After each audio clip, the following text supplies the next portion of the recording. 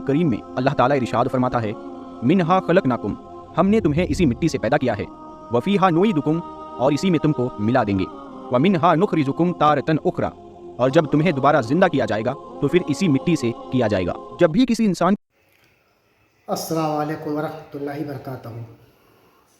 उम्मीद है आप लोग सब खैरियत से होंगे। मैं भी अल्हम्दुलिल्लाह अल्लाह का लाख लाख शुक्र है, सारा खैरियत से हूँ। और इंशाअल्लाह जिस वीडियो को रिएक्शन देने रहे हैं, नूर हदीस चैनल का नाम है। इनके चैनल का लिंक मैं डिस्क्रिप्शन बॉक्स में दे दूँगा। आप लोगों ने चैनल सब्सक्राइब करिएगा और मेरी वीडियो दोस्तों एंड तक देखिएगा। दोस्तों आज की वीडियो बड़ी इबरतनाक है, बहुत इबरतनाक है। दोस्तों आज की वीडियो है कब्र के अज़ाब के बारे में। यानी कि हर मज़हब में या अपने अपने तरीके से जो भी इंसान जब मरता है, कोई जला देता है, कोई दफना देता है, कोई कुछ करता है, कोई कुछ करता है। ख़ास करके मुसलमानों में यानी कि हमारों में इस्लाम में जो बताया गया है मुर्दों को दफनाने का कॉन्सेप्ट है, तो उसके साथ मरने के बाद यानी जब वो इंसान मर गया था उसको दफना दिया जाता है, तो उसकी बॉडी को किस तरह से वहाँ के जो भी कीड़े मकोड़े होते हैं वो खाने लगते हैं, बैक्टीरिया जो भी होते हैं, और उसके अमाल के हिसाब से उस पर आज़ाब नाजिल हो जाता है। तो दोस्तों आज का टॉपिक यही है कि कब्र के अंदर क्या होता है, और हम सब को चाहिए कि इस कब्र के अज़ाब से बचने के लिए दोस्तों वो है हमारी जो बची कुची ज़िंदगी है उसमें अल्लाह की रज़ा करें, अल्लाह को राज़ी करें, अल्लाह के बताए हुए रास्ते पर चलें, तो इंशाअल्लाह ने चाहे तो दुनिया में कामयाबी, आखिरत में भी कामयाबी, और कब्र के अज़ाब से भी जितना हो सके तौबा करें और अल्लाह से माफ़ी मांगें, रो रो के जो भी गुनाह किए हों और तौबा इस्तग़फ़ार करें। तो दोस्तों पहले वीडियो हम लोग देखते हैं कि वीडियो में क्या बताया जा रहा है, बहुत गौर से सुनिएगा, और जो भी गुनाह जिस इंसान ने भी किए हों वो तौबा ज़रूर कर ले। तो आइए पहले हम लोग वीडियो स्टार्ट करते हैं, फिर उसके बाद बात करते हैं। वीडियो जितना हो सके इसको शेयर ज़रूर करिएगा, क्योंकि बहुत इबरतनाक और बहुत ज़रूरी वीडियो है। आजकल का लोग जो भी इंसान है वो ये तो कहता है कि यहाँ मौत आएगी, लेकिन मौत ये नहीं कहता कि यहाँ कल ही आ जाएगी या परसों आ जाएगी। दोस्तों ये किसी को नहीं पता कि मौत किसकी कब आएगी। उसका हर वक्त मुकर्रर है, हर टाइम मुकर्रर है। एक एक लम्हा समझ लीजिए हम लोगों को बहुत कीमती है, जो बीत गया वो दोबारा लौट के नहीं आएगा, और जो बाकी है जितनी ज़िंदगी बची है उसमें तौबा ज़रूर से ज़रूर कर लें। तो आइए पहले हम लोग वीडियो स्टार्ट करते हैं, फिर उसके बाद बात करते हैं। दोस्तों रहमानिर्रहीम, अस्सलाम वालेकुम। प्यारे दोस्तों, कुरान करीम में अल्लाह ताला इरशाद फरमाता है, मिनहा खलकनाकुम, हमने तुम्हें इसी मिट्टी से पैदा किया है, वफीहा नुईदुकुम, और इसी में तुमको मिला देंगे, व मिनहा नुखरिजुकुम तारतन उखरा, और जब तुम्हें दोबारा जिंदा किया जाएगा तो फिर इसी मिट्टी से किया जाएगा। जब भी किसी इंसान की मौत होती है, यानी अगर वो इस दुनिया से रुखसत हो जाता है, तो फिर उसकी आखिरी रस्में, या फिर हम ये कह सकते हैं कि उसका अंतिम संस्कार उसके इलाके के हिसाब से, उसके कल्चर के हिसाब से, या फिर उसके धर्म और मजहब के हिसाब से किया जाता है। किसी को जलाया जाता है तो किसी को दफनाया जाता है, या फिर इसके अलावा भी कुछ लोगों में अलग अलग तरीके इस्तेमाल किए जाते हैं। खास तौर से हमारी दुनिया के जो 3 इब्राहिमी मजहब है, यानी कि अब्राहमिक रिलीजन, यहूदी, ईसाई और मुसलमान, इन तीनों में ही थोड़े बहुत फर्क के साथ मुर्दे को दफनाने का कॉन्सेप्ट है। आमतौर पर यही माना जाता है कि जब हम एक इंसान की बॉडी को जमीन में दफन कर देते हैं तो कुछ घंटों के बाद या फिर कुछ दिनों के बाद उस इंसान की बॉडी खत्म होने लगती है, क्योंकि मिट्टी के अंदर मौजूद बैक्टीरिया वगैरह उसको खाना शुरू कर देते हैं। तो आज हम आपको इस वीडियो के आखिर में एक बात बताएंगे कि कब्र में मुर्दे की लाश किस तरह सड़ती है, यानी इंसान जब मर जाता है और उसको दफन कर दिया जाता है तो उसके बॉडी पार्ट के साथ क्या क्या होता है। ये साइंटिफिकली भी प्रूव बात है और हदीसों से भी ये साबित है। तो आज हम आपको ये वीडियो के आखिर में बताएंगे, लेकिन आज हमारा एक मौजू है, वो ये है कि सहाबाए किराम जिनकी कब्र खुल गई तो लोगों ने उसके अंदर क्या देखा, तो ये वाकया कैसे पेश आया। तो आप इस वीडियो को पूरा देखेंगे। प्यारे दोस्तों, हर किसी को दफनाया जाता है या जलाया जाता है, वो अपने अपने मजहब के हिसाब से ये करते हैं, लेकिन ये मामला प्रॉफिट यानी कि पैगंबरों के केस में बिल्कुल अलग है। इस्लाम की बड़ी बड़ी हदीसों की किताबों में क्लियरली ये मेंशन किया गया है कि एक पैगंबर यानी कि एक प्रॉफिट के जिस्म को मट्टी कभी नहीं खाती है। नबियों का जिस्म हमेशा महफूज रहता है, बल्कि जमीन के नीचे वो बिल्कुल वैसे ही होते हैं जैसे जमीन के ऊपर हुआ करते थे। सिर्फ पैगंबर अलैहिस्सलाम ही नहीं, बल्कि बहुत सारी किताबों में ये भी मेंशन किया गया है कि नबियों के अलावा वो लोग जो शहीद होते हैं या फिर जो खुदा के बहुत ज्यादा नेक बंदे होते हैं, उनकी बॉडी भी जमीन के नीचे वैसी ही सलामत रहती है कि जैसे मानो वो ऊपर हुआ करते थे। और इस चीज का एक जीता जागता सबूत हम लोगों को कुछ मुद्दत पहले ही इराक के अंदर भी देखने को मिला, कि जब पूरी दुनिया हैरान रह गई थी। ये बात है उस दौर की कि जब इराक पर शाह फैसल का राज हुआ करता था। यहाँ पर बात उन शाह फैसल की नहीं हो रही है कि जिनका राज सऊदी अरेबिया पर हुआ करता था, बल्कि उस शाह फैसल की बात हो रही है जिसका इराक पर राज हुआ करता था। सन 1921 से लेकर 1933 के बीच में फिलहाल मामला यह था कि एक रात शाह फैसल ने अपने ख्वाब में एक सहाबी रसूल हजरत हुज़ैफा बिन यमान को देखा, जिन्होंने शाह फैसल से कहा कि पैगंबर हजरत मोहम्मद सल्लल्लाहु ताला अलैहि वसल्लम के 2 करीबी और प्यारे सहाबी, के जिनको किसी दौर में दरियाए दजला यानी कि तिग्रिस रिवर के करीब में दफनाया गया था, अब उनकी कब्रों के पास पानी आ रहा है। यही वजह थी कि दरियाए दजला का जो पानी था वो अपना डायरेक्शन बड़ी तेजी के साथ बदल रहा था। और अब क्योंकि तुम इराक के हाकिम हो तो तुम्हारी ये जिम्मेदारी है कि तुम उन बॉडीज को किसी दूसरी सेफ जगह पर पहुंचाओ। अगले दिन सुबह में जब शाह फैसल की आंख खुलती है तो हाकिम इराक ने उस इलाके के मुफ्ती आजम से मिलने का फैसला किया, लेकिन मुफ्ती साहब के हद से ज्यादा बिजी होने की वजह से वो मिल ना सके। अगले दिन फिर से शाह फैसल के ख्वाब में हजरत हुजैफा बिन यमान आए और उसको वही हुक्म दिया, लेकिन दूसरी रात के ख्वाब के बाद भी शाह इराक कंफ्यूज ही रहा। अगले दिन तीसरी रात में भी फिर से वही ख्वाब आया और उसको हजरत हुजैफा बिन यमान की तरफ से कब्र से पानी के छूने के बारे में वार्निंग दी गई। लेकिन दोस्तों दूसरी तरफ इस तीसरी रात में खुद मुफ्ती आजम को भी इसी तरह का ख्वाब आया। अगले दिन सुबह उठते ही मुफ्ती आजम ने फौरन प्राइम मिनिस्टर के जरिए से शाही इराक से मिलने का फैसला किया। शाह इराक से मिलने के बाद जब मुफ्ती साहब ने अपने ख्वाब के बारे में बताया तो शाह फैसल के तो होश उड़ गए, क्योंकि पिछली 3 रातों से बिल्कुल इसी तरह का ही ख्वाब शाह फैसल को भी दिखाई दे रहा था। इसके बाद पूरे ही इलाके में काफी हलचल पैदा हो गई, बहसबाजी होने लगी, इसी बात पर डिबेट होने लगी कि क्या ऐसा करना ठीक भी होगा या फिर नहीं। और आखिर में एक लंबे डिस्कशन के बाद एक फतवा जारी किया गया जिसमें बताया गया कि इस तरह की कंडीशन में सहाबा की कब्रों को खोदा जा सकता है। फाइनली अब हुकूमत की तरफ से दिन और टाइम भी अनाउंस कर दिया गया। दिन रखा गया था 10 जिलहिज्जा का, और जब वो दिन आया तो बगदाद की सड़कें लोगों से भरी हुई थी। लोग दूर दूर से बस इसी चीज को देखने के लिए आए थे। पहले बात कर ले इसके बारे में कि आखिर ये दोनों सहाबी थे कौन। तो इनमें से एक तो थे हजरत जाबिर बिन अब्दुल्ला रदी अल्लाह ताला अन्हु, जबकि दूसरे थे हजरत हुजैफा बिन यमान। जी हाँ दोस्तों, वही मशहूर सहाबी हजरत हुजैफा बिन यमान जिनको राजदार रसूल भी कहा जाता है, यानी कि द सीक्रेट कीपर, क्योंकि राज को राज रखने की जो क्वालिटी इनके पास थी वो किसी और के पास नहीं थी। यही वजह है कि पैगंबर हजरत मोहम्मद सल्लल्लाहु ताला अलैहि वसल्लम ने किसी दूसरे सहाबी की बजाय अपने राज की बातें इनको बताया करते थे। यहाँ तक कि मुनाफिक लोग के जो शुरुआती दौर में मुसलमानों के लिए सबसे बड़ा खतरा बने हुए थे, बाहरी खतरे से भी बड़ा खतरा, क्योंकि जाहिर है वो ऊपर से मुसलमान हुआ करते थे जबकि अंदर से दुश्मन थे। उन सारे मुनाफिक में जो 12 सबसे बड़े मुनाफिक थे उनके नाम पैगंबर हजरत मोहम्मद सल्लल्लाहु ताला अलैहि वसल्लम ने सिर्फ और सिर्फ इनको ही बताया था, यानी हजरत हुजैफा बिन यमान रदी अल्लाह ताला अन्हु को बताए थे। और इनकी ये जिम्मेदारी लगाई थी कि वो खुफिया तौर पर इनकी एक्टिविटीज पर नजर रखे। हजरत हुजैफा बिन यमान ने अपनी पूरी जिंदगी इस राज को राज ही रखा। हजरत मोहम्मद सल्लल्लाहु ताला अलैहि वसल्लम के ज़ाहिरी तौर पर इस दुनिया से चले जाने के बाद भी खिलाफत राशिदा के दौर में उन्होंने कभी भी अपनी जबान नहीं खोली। हालांकि हजरत अबू बकर सिद्दीक और हजरत उमर जैसे बड़े बड़े खलीफा इनको मशवरे के लिए जरूर बुलाते थे, ताकि जाहिर है कभी भी कोई मामला गड़बड़ दिखे तो ये नाम भले ही ना बताए लेकिन गाइड जरूर कर देंगे। मुस्लिम हिस्टोरियन लिखते हैं कि दूसरे खलीफा यानी कि हजरत उमर फारूक रदी अल्लाह ताला अन्हु ने बड़ी कोशिशों के बाद एक तरीका जरूर निकाल लिया था। वो तरीका ये था कि जब भी किसी मुसलमान का इंतकाल हुआ करता था तो वो हुजैफा बिन यमान पर नजर रखा करते थे कि वो उसके जनाजे में शामिल हो रहे हैं या फिर नहीं।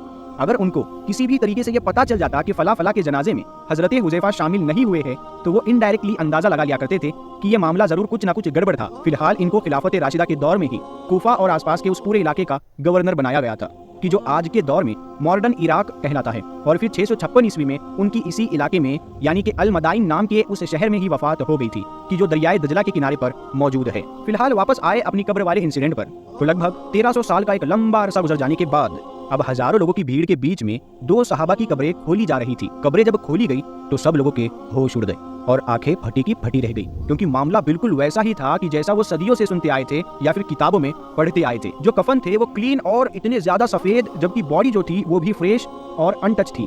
ऐसा महसूस हो रहा था कि मानो कुछ लम्हे पहले ही इन लोगों को इस कब्र में लिटाया गया हो और ये लोग सो रहे हो। ऐसा माना जाता है कि जब ये सब कुछ हो रहा था तो वहाँ पर एक जर्मन फिजिशियन भी मौजूद था, जिसने शाह इराक से खास रिक्वेस्ट करके ये तमन्ना जाहिर की कि वो दोनों ही बॉडीज को बहुत ज्यादा करीब से यानी कि उनकी आंखें और चेहरा वगैरह को देखना चाहता है। और ऐसा करने के बाद वो जर्मन फिजिशियन इस्लाम में दाखिल हो गया था, क्योंकि वो भी हैरान था कि 1300 साल पहले गुजर जाने के बाद किसी भी इंसान की बॉडी, उसका जिस्म इस हालत में कैसे रह सकता है।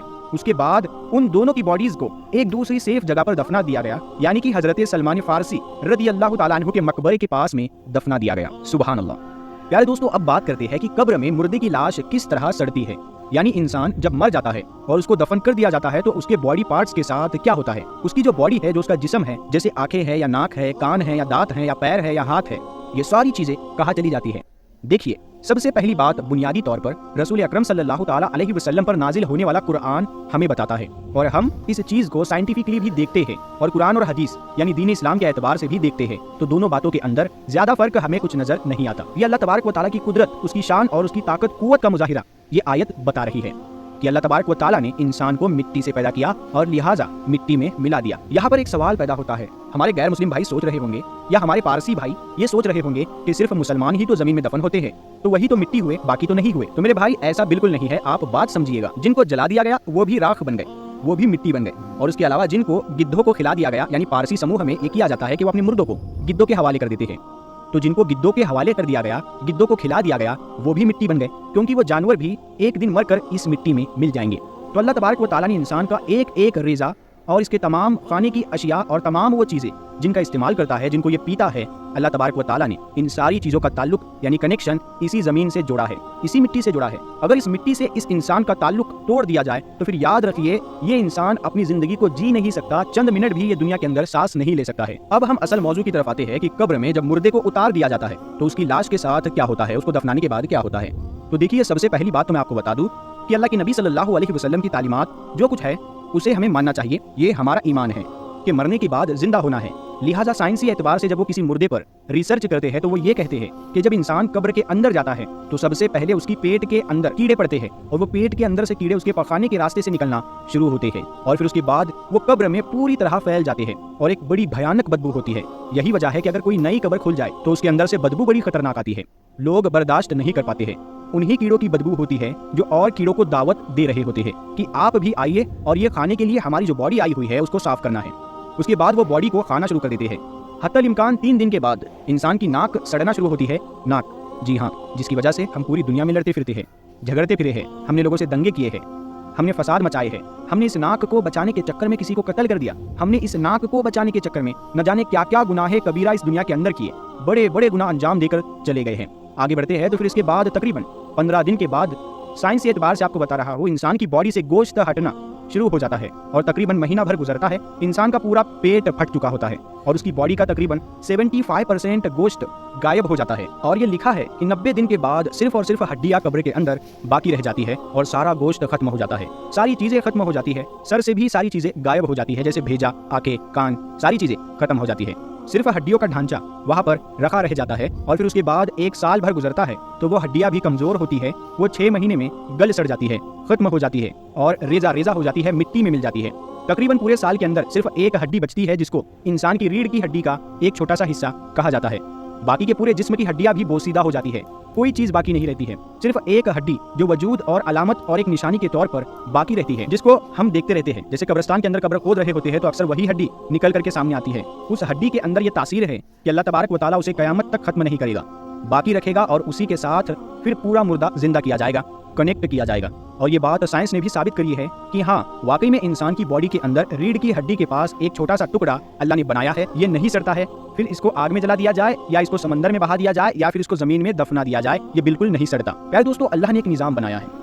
मैं यहाँ से एक और बात समझाना आपको चाह रहा था कि हमें और आपको इस दुनिया में बुराइयों के साथ जिंदगी नहीं गुजारना चाहिए, अच्छाइयों के साथ जिंदगी गुजारिए। एक अच्छे इंसान बनकर जिंदगी गुजारनी है और बेहतरीन इंसान वो है जो मरने से पहले अपनी मरने की तैयारी कर ले, मरने से पहले अपने अंदर से तकब्बुर खत्म कर ले, अपनी हस्ती को फना कर दे अल्लाह की मोहब्बत में, और वो ये सोचे कि मैं अल्लाह का बंदा हूँ और अल्लाह ने मुझे पैदा किया है और अल्लाह रब्बुल इज्जत जब चाहेगा मुझे मौत दे देगा और मेरा अंजाम ये है कि दुनिया के तमाम रास्ते, चाहे वो चोरी का रास्ता हो, चाहे वो डकैती का रास्ता हो, या जिनाह का रास्ता हो, या वो हरामखोरी का रास्ता हो, या शराब नोशी का रास्ता हो, जितने भी दुनिया के रास्ते हैं, ये सारे के सारे रास्ते मेरे दोस्तों, मेरे अजीजों, कब्रिस्तान से जाकर मिल जाते हैं। जी हाँ, आप दुनिया में कहीं भी रहिए, एक दिन आपको कब्रिस्तान में जाना है, पहुंचना है, तो कब्र के अंदर ही है और कब्र की रात आनी है और कब्र के अंदर के हालात पेश आने हैं।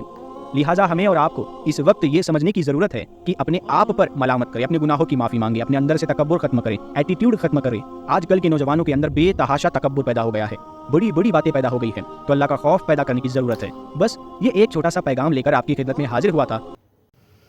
तो दोस्तों, ये था हमारा रिएक्शन जो हमने देखा। कब्र एक ऐसी मंजिल है दोस्तों, जो यहाँ से निकल गया वो हर जगह से निकल गया, जो यहाँ फंस गया वो हर जगह फंसता हुआ जाएगा। कब्र एक ऐसी जगह है दोस्तों जहाँ का अज़ाब बहुत दर्दनाक है। उलमा बताते हैं तो उनकी आंखों से आंसू बह जाते हैं। कब्र का बहुत सख्ती से अज़ाब है दोस्तों, बहुत सख्त अज़ाब है कब्र का। तो हम सबको चाहिए, जितनी ज़िंदगी बची है, अल्लाह ने जितनी ज़िंदगी दी है, हम सब तौबा करें, अपने गुनाहों को याद कर कर के तौबा करें और अल्लाह के बताए हुए रास्ते में चलें। अल्लाह को राज़ी करने के लिए वो सारी कोशिश करें जिससे अल्लाह राज़ी होगा। और अल्लाह राज़ी कैसे होगा ये हम सब जानते हैं کہ نماز پڑھیں. نماز تمام برائیوں سے بچاتی ہے. اگر آپ صاحب حیثیت ہیں تو جتنا ہو سکے صدقہ کریں, خیرات کریں, غریبوں کی مدد کریں, مسکینوں کی مدد کریں, ان کو کھانے سے پینے سے جس طرح سے آپ مدد کر سکتے ہیں کریں. مدرسوں کی مدد کریں, مسجدوں کی مدد کریں, جتنا ہو سکے آپ اچھا کام کریں. برا کام جو آج کل عام ہو گیا ہے, گالی دینا, جھوٹ بولنا, مکاری کرنا, چغلی کرنا, مطلب الٹے سیدھے کام کرنا, اپنی نظروں کو غلط طرح سے دیکھنا. اور سب سے اہم ہے جو موبائل, جو ہم لوگ آدھی رات تک لوگ موبائل پہ لگے رہتے ہیں. موبائل اچھی چیز بھی ہے, موبائل بری چیز بھی ہے. اچھی چیز یہ ہے کہ آپ اس میں کسی اچھے مولانا کا بیان سنیں, اچھی ویڈیو دیکھیں اور اس پہ عمل کریں. بری چیز ہم سب جانتے ہیں کہ الٹے سیدھے چیز دیکھنا وہ گناہ میں شامل ہوتا ہے. تو یہ اس سے بچیں, جتنا ہو سکے اس سے پرہیز کریں, خوب عبادت کریں, اللہ کو راضی کریں, اور جتنا ہو سکے توبہ استغفار کر لیں دوستوں, کیونکہ یہ زندگی کب ختم ہو جائے گی ہم میں سے کسی کو پتہ ہی نہیں چلے گا, اور موت دستک دے دے گی. اس وقت توبہ کے دروازے بند ہو چکے ہوں گے, توبہ نہیں کر سکتے. تو اللہ کو راضی کریں, اللہ کے رسول کے بتائے ہوئے راستے پہ چلیں, ان کی سنتوں پہ عمل کریں. انشاءاللہ دونوں جہاں میں کامیابی ملے گی. اور ہم آپ سے ملیں گے نیکسٹ ویڈیو میں. تب تک کے لیے السلام علیکم ورحمۃ اللہ وبرکاتہ.